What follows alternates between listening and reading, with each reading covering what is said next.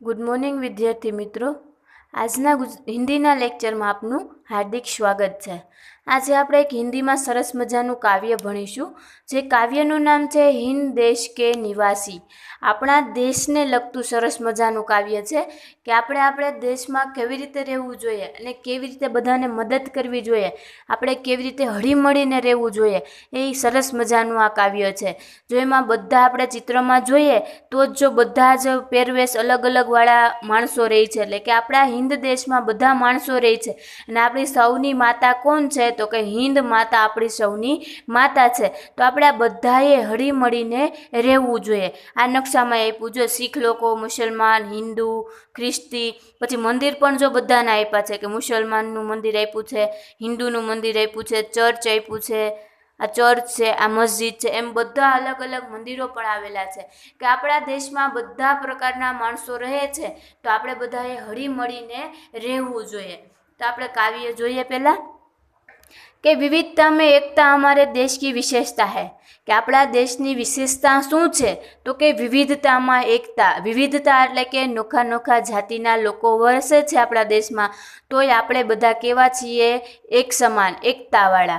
સાથી વિકાસ है और शक्ति ही परिचय है। साथ એટલે કે સાથે રહેવું એ જ આપણો વિકાસ છે, અને શક્તિ કી પરિચાયક भी है, એટલે કે શક્તિ પણ એ જ આવે છે। આપણે કોઈ હારે લડવા જઈએ તો આપણે એકલા લડી શકતા નથી, આપણી સાથે આપણા ભાઈબંધો હોય, આપણા જે કોઈ આપણા દેશના આપણી સાથે હોય તો આપણે લડી શકીએ છીએ। એટલે કે સાથી જ આપણો સાથ છે એકબીજાનો, એ જ આપણો વિકાસ છે અને એ જ આપણી શક્તિ છે।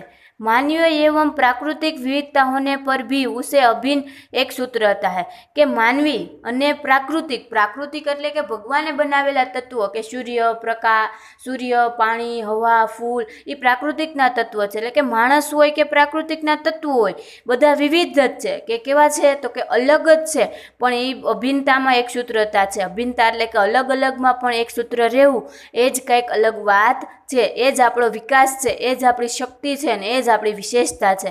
કે આપણે બધા માનવી અને પ્રાકૃતિકના તત્વો બધું અલગ અલગ છે। પ્રાકૃતિકના તત્વો આપણે જોઈએ તો કે આપણે ફૂલ જોઈએ તો ફૂલ બધા અલગ અલગ જ હોય છે, પણ એને એક માળામાં ભેગા રાખવામાં આવે તો કેવા સરસ લાગે, આપણે એનો હાર બનાવીએ સરસ મજાનો તો કેવો સુંદર લાગે। એવી રીતના જ માનવી પણ, આપણે અલગ અલગ વસીએ છીએ, બધા અલગ અલગ જ્ઞાતિના, અલગ અલગ ભાષા બોલીએ છીએ, પણ એ વિવિધતા છે આપણામાં, એ બધી ભેગી છે રાખીએ એક સૂત્રતામાં તો એ આપણી શક્તિ છે, આપણો વિકાસ છે અને આપણી વિશેષતા છે। એ કે विभिन्न दृष्टांतों द्वारा इस काव्य में भारत की भव्यता एवं दिव्यता का ज्ञान किया है, કે અલગ દ્રષ્ટિકોણથી, અલગ નજરથી આ કાવ્યમાં ભારતની ભવ્યતા એટલે ભારતમાં શું શું સુંદર છે અને શું દિવ્ય છે એનું ગાન કરવામાં આવ્યું છે। કે અલગ અલગ દૃષ્ટાંતો દ્વારા, ઉદાહરણો આપીને આપણને કાવ્ય સમજાવ્યું છે, અને કાવ્યોને આધારે આપણને પણ સમજ આપે છે કે આપણે આપણા હિન્દ દેશમાં કેવી રીતે હળીમળીને રહેવું જોઈએ। તો પહેલાં આપણે આખા કાવ્યનું ગાન કરીએ, પછી આપણે કાવ્ય એક એક લીટી સમજીશું।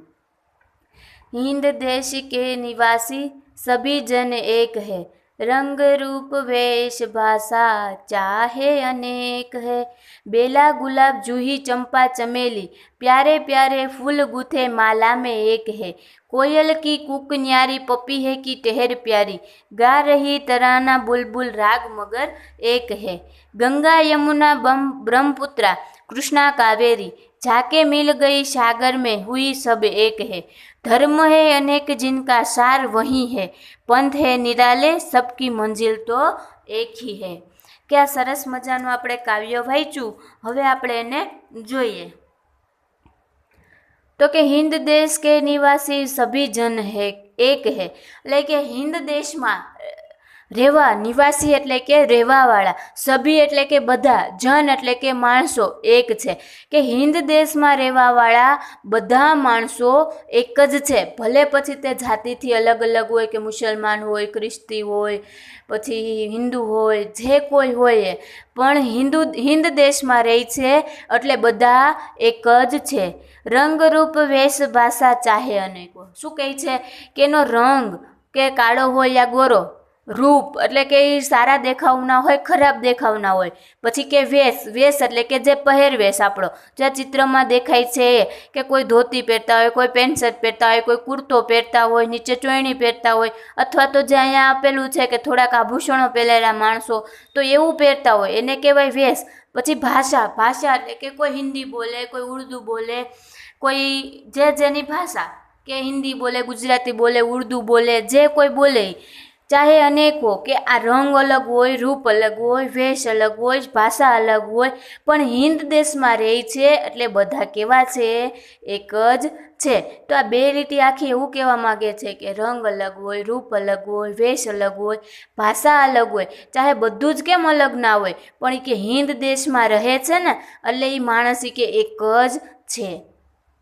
बेला गुलाब जूही चंपा चमेली प्यारे प्यारे फूल गूंथे माला में एक है। શું કીધું છે? આ ફૂલના નામ આપ્યા છે કે બેલા, ગુલાબ, જૂહી, ચંપા, ચમેલી, બધા કેવા છે? સુંદર સુંદર, પ્યારા પ્યારા. ફૂલ ગૂંથે માલા મેં એક હે કે આ બધા ફૂલ કેવા છે? રંગરૂપમાં, આપણા માણસમાં પણ જેમ રંગ, રૂપ, પહેરવેશ, ભાષા એમાં જેમ વિવિધતા છે, આપણે ઉપરની લીટીમાં કીધી એમ કે રંગ, રૂપ, વેશ, ભાષા આપણામાં જેમ વિવિધતા છે એવી જ વિવિધતા ફૂલોમાં પણ છે.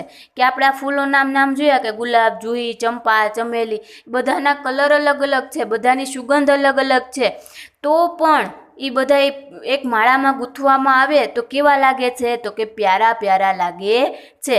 જો શું કીધું કે આ બધા જે ફૂલ છે એક માલા મેં ગૂંથે, એક માળામાં ગૂંથવામાં આવે ફૂલ પ્યારે પ્યારે, તો એ ફૂલ કે પ્યારા પ્યારા આપણને લાગે છે, સરસ લાગે છે. कोयल की कूक न्यारी पपी है की टहर प्यारी गा रही है तराना बुलबुल राग मगर एक है કે કોયલની કૂક, કોયલ બોલે છે કેવું? કૂ કૂ કરે છે, તો કે એ ન્યારી છે, એ કે ગમે એવી છે, એ કે પપી હે કી ટેર પ્યારી, પપીહા નામનું એક પક્ષી છે એની કે ટહેર, એ જે બોલે છે એ પણ પ્યારું છે. ગા રહી તરાના બુલબુલ કે બુલબુલ ગીત ગાય છે, રાગ મગર એકે કે બધાનો અવાજ અલગ અલગ છે. આપણે પક્ષીઓને જોઈએ તો કબૂતર, કોયલ, ચકલી, પોપટ બધાનો અવાજ કેવો છે? તો કે અલગ અલગ છે. આપણે પક્ષીને બોલવા ઉપરથી આપણે આમ જોતા ન હોય, ખાલી બોલતું હોય તો આપણે ખબર પડી જાય કે કોયલ બોલે છે કે કાગડો બોલે છે કે ચકલી બોલે છે, કેમ કે બધાનો અવાજ અલગ અલગ છે. એ રીતના એ એમ જ કહે છે કે બધાના અવાજ અલગ અલગ છે પણ રાગ મગર એક છે, પણ એ બધાનો રાગ પણ એક જ છે. એ બધા એ પોતપોતાની ભાષા સમજી જાય છે, જેમ આપણે બોલીએ ને આપણે આપણી ભાષા સમજી જાય છે એમ એ પ્રાણીઓ, પક્ષીઓ પણ પોતપોતે જે અલગ અલગ બોલે છે એ પોતપોતાની ભાષા પોતે સમજી જાય છે. એટલે ટૂંકમાં એવું જ કહેવા માગે છે કે જો કોયલ પક્ષી એના રંગરૂપ અલગ છે, એની ભાષા અલગ છે, તો પણ બધા એક છે. પછી ફૂલ તો કે એના સુગંધ અલગ છે, એના કલર અલગ છે, આકાર અલગ છે, તો એ સાથે રહી છે અને સુંદર લાગે છે. તો આપણે પણ આપણા રંગરૂપ વેશ અલગ છે, તો આપણે એક જ દેશમાં રહીએ છીએ તો આપણે એક જ કહેવાય. આખો ફકરો એવું કહેવા માગે છે. હવે આગળ જોઈએ તો કે ગંગા યમુના બ્રહ્મપુત્રા કૃષ્ણા કાવેરી જાકે મિલ ગઈ સાગર મેં કઈ સબ એક હે કે આપણે જે નદીઓના અલગ અલગ ભાગ પડે છે, આપણે અલગ અલગ નામ આપ્યા છે કે આપણે કે ગંગા તો કે હરિદ્વારમાં નીકળે એને આપણે ગંગા કહીએ, યમુના તો કે વાં નીકળે એને યમુના કહીએ, બ્રહ્મપુત્રા, કૃષ્ણા, કાવેરી, તો આપણે આ બધા નામ આપ્યા છે અલગ અલગ કે અલગ અલગ દેશમાંથી, અલગ અલગ રાજ્યોમાંથી નીકળે તો આપણે એને અલગ અલગ નામે ઓળખીએ છીએ કે અહીંથી નીકળે તો એને આ કહેવાય, અહીંથી નીકળે એને આ કહેવાય. પણ એમાંનું રહેલું પાણી તો કેવું છે? એક જ કલરનું, કે એવું નથી કે ગંગાનું પાણીનો આવો કલર ને યમુનાના પાણીનો આવો કલર. એ બધી નદીઓના નામ અલગ અલગ આપ્યા છે, પણ જ્યારે બધી નદી સાગરમાં ભળી જાય છે ત્યારે એને એક જ થઈ જાય છે. એમાં કંઈ અલગ અલગ નથી રહેતી કે આટલું પાણી આ નદીનું ને આટલું પાણી આ નદીનું. એ અમુક અમુક રાજ્યમાંથી દેશમાંથી નીકળે અને એ નામે ઓળખવામાં આવે છે. પછી અંતે એ બધી સાગરને જ મળે છે, એટલે એ બધી એક થઈ જાય છે. કે શું કીધું? જાકે મિલ ગઈ એટલે કે બધી નીકળીને મળી જાય છે સાગર મેં હુઈ સબ એક, અને બધી એક થઈ જાય છે. એટલે એ દ્વારા આપણને એમ કહેવા માંગે છે કે આપણે ભલે અલગ અલગ હોય, હિન્દુ, મુસલમાન, ખ્રિસ્તી, પણ આપણે બધાએ પણ એક થઈને રહેવું જોઈએ. ધર્મ હે અનેક જિનકા સાર વહી હે, पंथ है निराले सबकी मंजिल तो एक ज है के धर्म है अनेक આપણે ધર્મ બધાના કેવા હોય છે અલગ અલગ કે હિન્દુ હોય તો એના માનતા હોય મુસલમાન એને માનતા હોય એમ કે આપણા બધાના ચર્ચમાં જાય કોઈ મંદિરમાં જાય કોઈ મસ્જિદમાં જાય કોઈ ગુરુદ્વારમાં જાય એમ કે આપણે કે બધાના ધર્મ કેવા છે અલગ અલગ जिनका सार वही है કે બધાના પુસ્તકના નામ પણ અલગ અલગ છે પણ પુસ્તકમાં લખેલું હોય એનો અંતે સાર બોધ એક જ કહેવા માગે છે શું કહેવા માગે કે જેવું કરશો આપણે જેવા કર્મ કરશું એવું જ આપણને ફળ મળશે અને ક્યારેય કોઈની હિંસા કરવી ના જોઈએ પ્રાણી માત્રની પણ હિંસા કરવી જોઈએ નહીં એટલે કે આપણે બધા ધર્મો અલગ અલગ છે પણ આપણે બધાનો આપણા બધા પુસ્તકનો સાર તો એક જ છે કે હિન્દુનું પુસ્તક હોય કે મુસલમાનનું હોય કે ખ્રિસ્તીનું હોય ગુરુદ્વારનું હોય બધા પુસ્તકોનો છેલ્લે અંતે સાર તો એ જ કહે છે